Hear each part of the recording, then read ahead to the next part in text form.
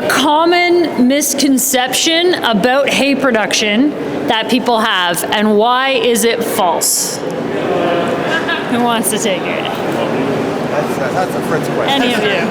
They're kicking it to Fritz. All right.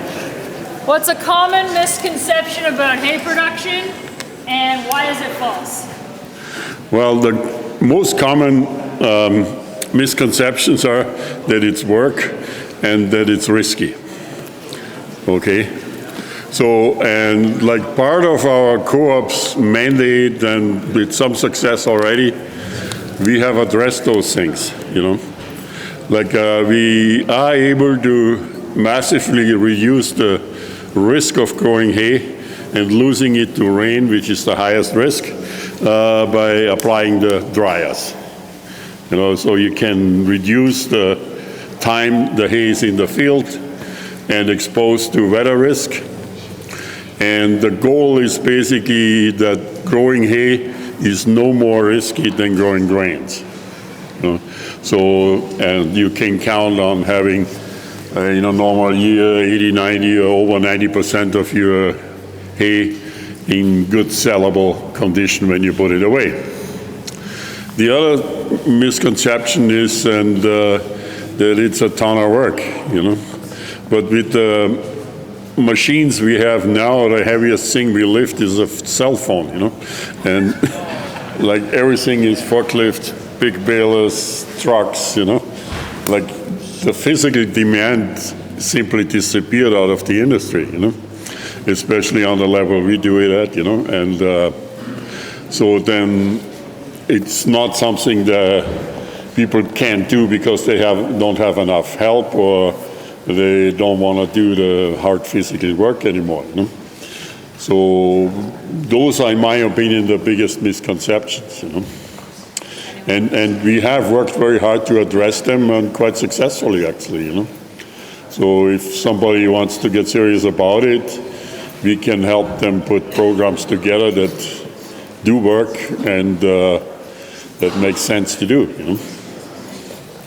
Anyone else want to weigh in on that one? Give it to Mark. Okay. Fritz already said it in his own words, but I'll say it in mine. Everybody thinks hay is hay, and it isn't. There are so many different kinds of hay, and there's so many different qualities of hay. And it's what you grow, what you plant, what you grow, and how you put it up. So we're here to tell you how to put it up. I mean, show you different ways of putting it up and making hay. I think that's good. That's Okay. All right. Does anyone in the crowd have a question? We're happy to take it. Yes. So I'll ask Chris, how much has this business grown since you launched it? With, as Fritz told me, I remember 10 members to the co-op. You guys were hopeful at that time to grow. So how much is it growing? Yes. And what does your future expansion plans look like? So the question is, how much has this business grown since it started, and what are Chris's plans for the future? what are Fritz's plans? You're talking from here back. Buddy. Well, I'm kind of like, you guys, as Jamie said, you're all... Yeah, so the one thing that's growing the most is the cut bale, what you're sitting on, into the U.S. market. When we started in 2020, 2021, somewhere there, we had, for ourselves as Marhaven, we had, up to that point, we had been shipping exclusively big bales into the United States. We had never done a small bale in our lives. And so for us, this was our key to get into the small bale market. I don't have the exact numbers, but from when we started till now, we're probably 4 to 5 semi-loads a week, maybe 5 or 6 in the peak season. And that was from nothing to where it is now. As far as the co-op goes, it's a work in progress, and there's so many other aspects to make that thing work. But for ourselves, the small bale market is new to us, or new customers, and it continues to grow. It keeps growing all the time. Jamie, if you want to add anything, yeah. You know the pounds we're putting through. So I think the focus is on actually growing the volume through the press we have now. We do contemplate, within the next 5 years, that there will be some upgrades for efficiency-wise. For instance, the handling system on this end of the machine, instead of being a two-step process, we might look at automating it to a one-step process. But basically, we're trying to rationalize getting the volumes up, and that will justify future capital expansions. In terms of hay growing itself, there's quite a few people here in the room that are interested in having more perennials in the province of Ontario in the mix for a number of agronomic reasons, and the co-op and the rest of the operation here, we hope, is one venue that will help farmers across the province grow more hay, put a perennial in their rotation, and receive a positive return on that investment. So, thank you. Other questions? All right, then, I've got one. Oh, wait, Mel, do you have one? Okay, sorry, you made a move like you did.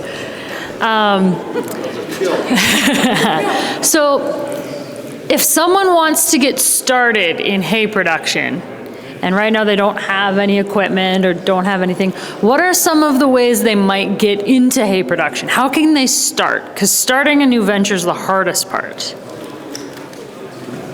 There's a lot of different options and lots of stuff, but like... First you should get your head examined. No, you're telling us how good it is. Talk to us, that's the first thing. Approach if you have a project and an idea you want to grow hay, approach it from the market backwards. What is the market buying, and what can I supply? And then you work backwards and say, okay, for me to get into that market and supply that, let's say you want orchard alfalfa for sheep or goats, to say just something. You go and visit the sheep farmers and the goat farmers and say, what are you guys buying? What are you looking for? And then you get organized and say, okay, I can grow that. I need to make those kind of bales. I need to store it. I need to truck it. I need to do all those things. But basically, if I produce this type of hay, then the sheep and goat farmers will buy it off me. Or if you want to go into the horse market, you talk to the horse farmers and the stables around you and ask them, what are you guys buying and what would you like to see in hay, And then you work it backwards from there, Okay, what does it take to get that done, what they need? And then you get as much money as you possibly can and start buying equipment and the seed and stuff and storage. But, some of it you might have already, some might be convertible, some machines you can lease or borrow, and some you can do in custom work, So there's different ways to approach it, But be clear, first of all, which market are you going after, Don't just buy some seed, throw it in the ground, and then hopefully somebody buys it, And so if it's a planned operation right from the beginning, from field prep to the right seed for the right market, then there's a very good chance you'll be very successful with it,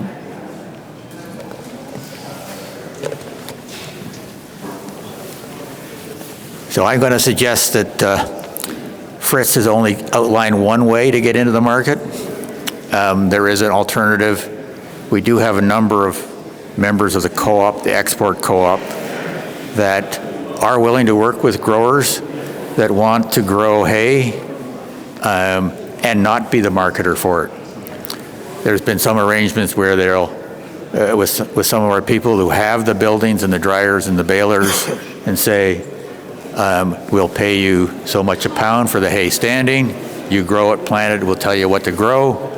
Or in some cases, they'll say, we'll swap that 100 acres that you want to put into hay for rotational reasons and give you 100 acres over here that you can crop. Those kinds of arrangements are made within co-op members, and it's another way to get into it with a lower investment and perhaps even some ACC financing. Thank you. Yes, you can get ACC financing on it. One of the things when you look at growing hay is not all the financial institutions are falling all over themselves to finance it. And it's one of 4,000 products that we finance. But the points brought up in regards to the market is when you are coming in or applying for the loan, one of the questions we ask is, what are you going to do with it? And the reason we ask that, if you've been associated with a co-op or with these other folks, you can leverage their knowledge on it and their experiences on it.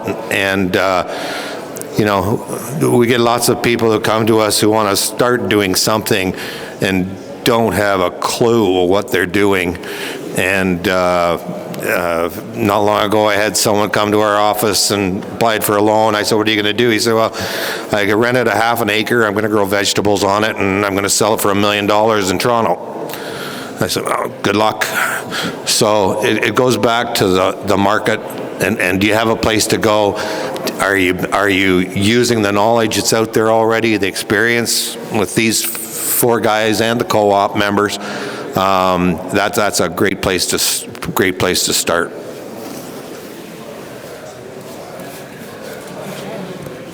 Chris or Mark, do you want to comment? Oh, you want it again? Done yet. No. For an example, we mentioned it already, the double cropping Timothy, with soybeans. We actually put a booklet out how to do that, So if somebody is interested, that's available on our website.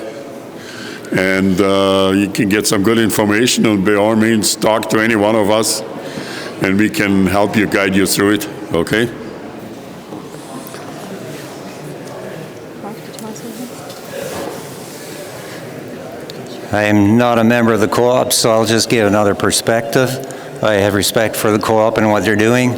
Yeah, I support the idea that you need to know where you're going to market your hay before you just go and plant.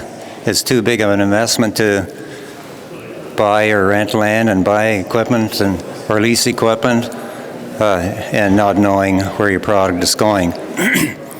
But they're more related to the big square market, slicing down bales into small bales, but I'm more familiar with staying with the small squares and small square market. And over the years, with selling the bale barons because of that, I would have people calling me, give me a list of your hay growers because I'm looking for hay.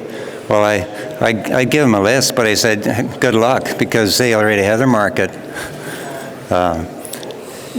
And it just seems like even though there's a small square production often has humble beginnings, starts small, and you start with a small customer base.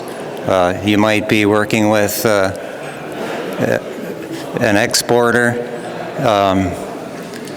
and then you just kind of grow with it, and you grow into that market demand. So, and I see that still happening today in the small square industry.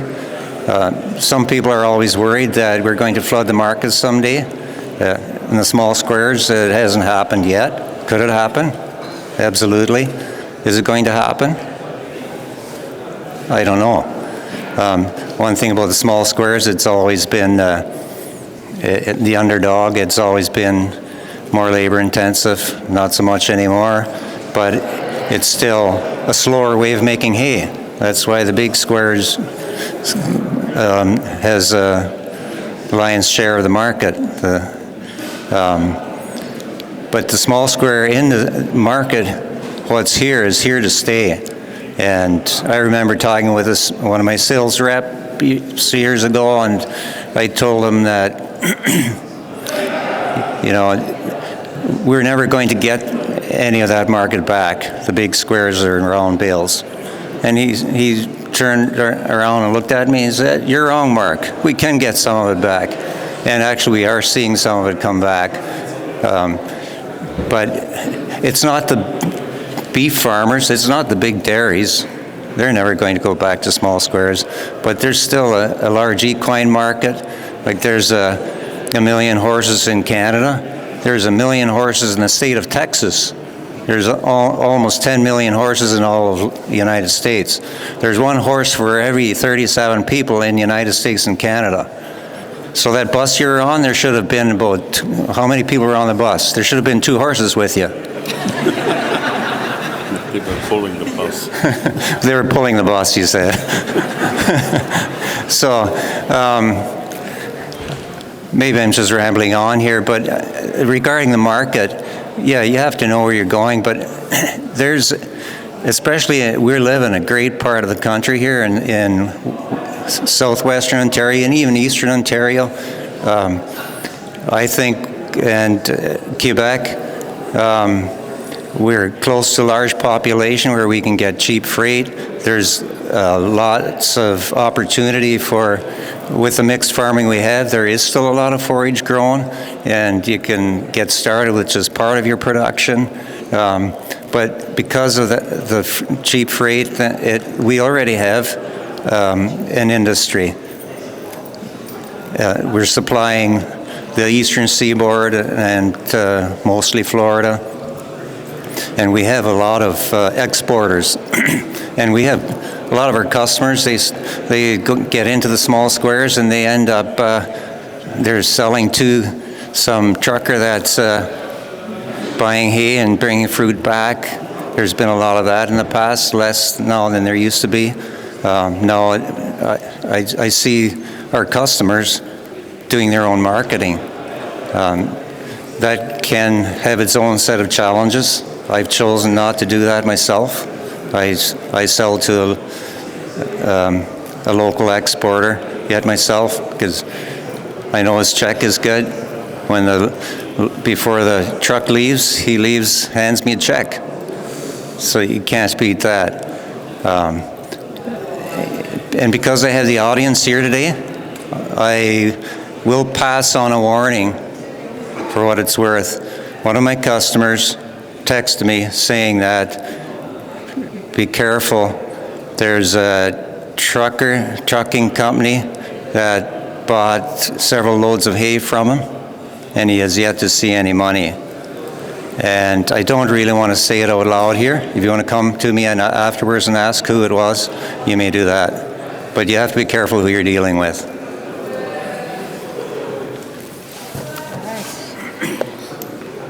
Aside from that leading one, any other questions from the audience? Avez-vous des questions en français aussi?